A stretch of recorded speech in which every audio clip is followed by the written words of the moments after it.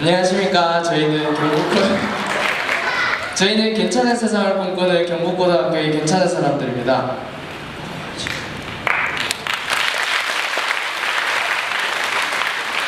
네, 저희는 오늘 이 왕이 밥상이라는 책을 통해서 공감이 리더십이라는 주제로 이야기를 해볼 텐데요. 왕이 밥상, 책의 제목만 봐도 알 수 있듯이 조선시대 임금들이 수라상에 대해 다룬 책입니다. 수많은 조선시대 임금들에 대한 역사책들이 있지만 이 수라상에 대해 다룬 책들은 별로 많지가 않아서 여러분들 중에서도 이 수라상이 역사적으로 어떤 의의가 있고 조선시대 임금들이 이 수라상을 통해서 어떤 리더십을 보여주었을지 감을 잡기가 어려우신 분들이 상당히 많을 것 같은데요. 그러면 본격적인 주제로 넘어가기 전 조선시대 임금들이 즐겼던 음식들에 대해서 한번 알아볼까요? 먼저 만원권 화폐 초상화의 주인으로 잘 알려진 세종대왕입니다.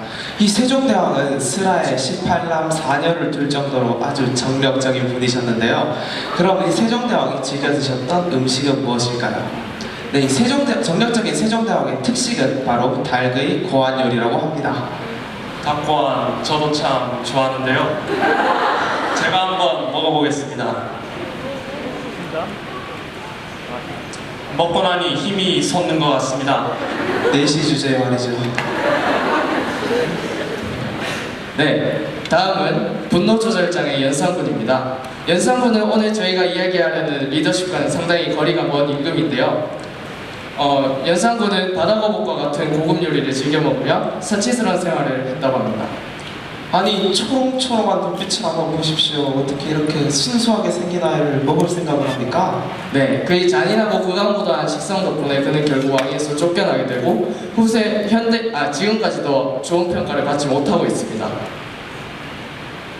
가장 장수했다고 알려진 이 영조는 몸에도 좋고 맛도 좋은 이 풀을 즐겨 드셨다고 하는데요. 여러분도 이 영조처럼 오래 살고 싶으시다면 이 풀을 열심히 뜯어 드시기 바랍니다.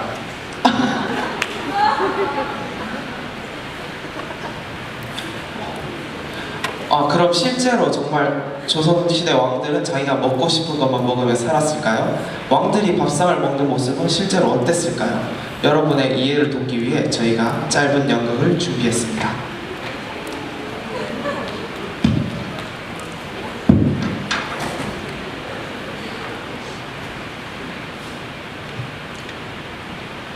전하, 기미를 다 보았사옵나이다. 이제 잡수시옵소서. 그래, 내가 정말 좋아하는 자매로구나. 어디 한번 맛을 볼까? 아니, 자매에서 왜 이리 물맛이 나는 게냐? 어디서 진상받은 자매이더냐? 전하, 성주에서 올라온 참외일진데 성주 지역에 큰 홍수가 나 모든 과일의 맛이 밍밍하옵나이다. 송구하옵나이다. 전하. 아니다. 다탈하는 게 아니야. 홍수가 났다면 분명 많은 음식이 못 먹게 됐을 게야. 여봐라, 성주를 포함한 홍수가 난 지역들로부터는 진상을 그만 받도록 하며 그 지역들에게는 혈전을 하사하도록 하여라. 제먹을 것도 부족할 터인데 어찌 그들을 다스리는 왕이 그들의 것을 뺏어먹는단 말이냐. 나도 이제 배가 부르구나. 이만 상을 물리도록 하여라. 전하, 항상 저희들이 먹을 음식을 남겨주시니 언제나 성원이 만극하옵나이다. 임금님은 이처럼 진상 지역에 재난이 발생한 사실을 알게 되면 진상을 중단시켰습니다. 그리고 재난 발생 지역에 임금님이 특별히 음식을 하사하기도 하셨는데요. 이를 혈전이라고 했습니다. 임금님이 직접 백성들에게 음식을 나누어 주신다면 백성들은 정말 감사히 하며 먹었겠죠. 또한 임금님은 수라상에 올라온 산의 진미를 모두 다 먹지 않고 항상 남기셨는데요. 이 남은 음식을 상궁과 궁녀들이 나누어 먹었다고 합니다. 여기서 우리는 임금님이 자신의 입만이 아닌 백성의 끼니를 함께 생각하시는 모습을 볼 수 있습니다.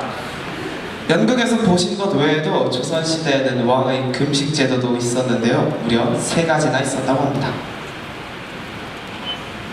첫 번째로 철서는 조선의 근간인 농업에 문제가 생겼을 때 농업의 필수적인 요소인 가축을 죽일 수 없다 하여 수라상에 고기 반찬을 올리지 않는 것을 의미합니다. 다음으로 각서는 신하들이 당파 싸움을 하느라 정사에 집중하지 않을 때 하던 일종의 단식 투쟁이었습니다.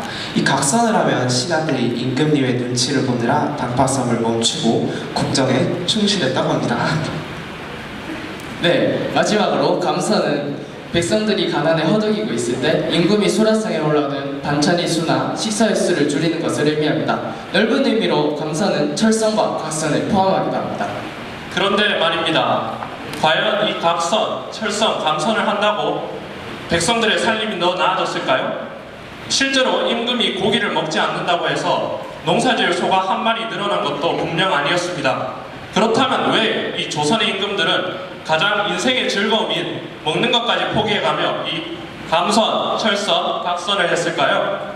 조선의 임금은 백성과 국가를 사랑하는 마음으로 수저를 내려놓았다고 할 수 있습니다. 인간이 해결하지 못할 문제라면 차라리 그들은 백성들이 겪는 아픔을 함께 느끼는 방법을 택한 것입니다. 정말 조선의 왕들은 성리학적 원리에 입각하여 왕도 정치, 민본 정치를 행하였음이 느껴지지 않습니까? 네, 실제로 이 표를 보시면 영조 89회, 정조 29회 등 어질고 선하기로 이름이 난 임금들은 감선을 많이 했음을 알 수 있습니다. 노는 게 제일 좋았던 조선의 뽀로로, 연산군은 감선을 한 해밖에 하지 않았네요. 조선의 마지막 황제 순종은 감선을 짧은 제2기간만큼 2회밖에 하지 않았는데요. 그중 한 번은 한일병합 이후에 한 것이라고 합니다. 이 순종은 자신의 국가가 국권, 황권을 모두 상실한 상황에서도 자신의 국가와 민족의 정체성을 회복하기 위한 노력을 끊임없이 했을 것입니다. 순종이 이렇게 감선을 한 이유는 정조의 아들을 모신 무녀세자를 모신 표창원에 화재가 발생했다는 것인데요. 이 어려움 속에서도 순종은 아마 왕실과 국가의 정체성을 지켜내야 한다는 의무감을 가지고 있었을 것입니다.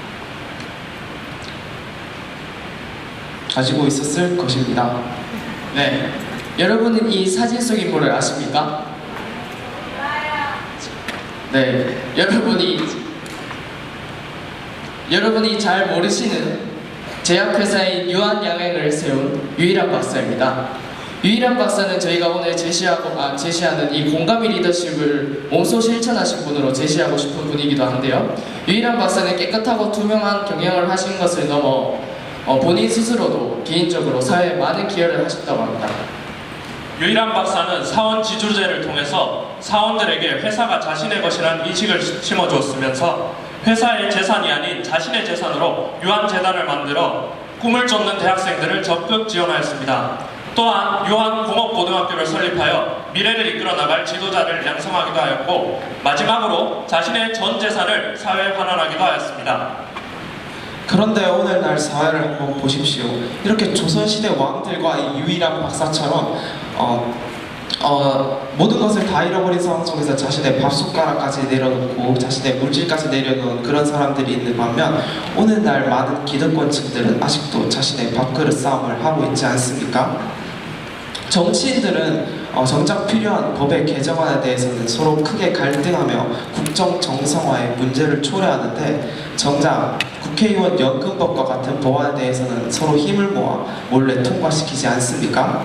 법조인들도 만만치 않습니다. 판검사들이 무리를 빚어 해직당한 후 변호사 로펌에서 매달 몇 억씩 받아가는 이 상황이 과연 정상적입니까? 기업인들도 마찬가지입니다. 탈세, 세습 경영, 무책임한 경영으로 직원과 국민 모두에게 큰 피해를 주고 있습니다. 우리에게 진짜 필요한 리더는 이렇게 자신의 이익만 챙기는 그런 사람이 아닙니다. 저에게 진짜 필요한 리더는 이 유일한 박사처럼 함께 살아가는 사람들과 사회적 약자를 생각하는 그런 리더가 필요합니다. 그렇기에 저희 괜찮은 사람들이 미래 리더가 되실 여러분에게 간절히 부탁드립니다. 여러분이 나중에 이 사회를 이끌어 나가게 되었을 때 자기 자신만이 이익을 챙기기보다는 우리가 속한 이 사회를 위해 우리가 함께 살아가는 사람들에게 공감하며 자기 자신만의 이익은 조금은 내려놓을 수 있는 그런 유일한 박사 같은 리더가 되어주셨으면 합니다. 감사합니다.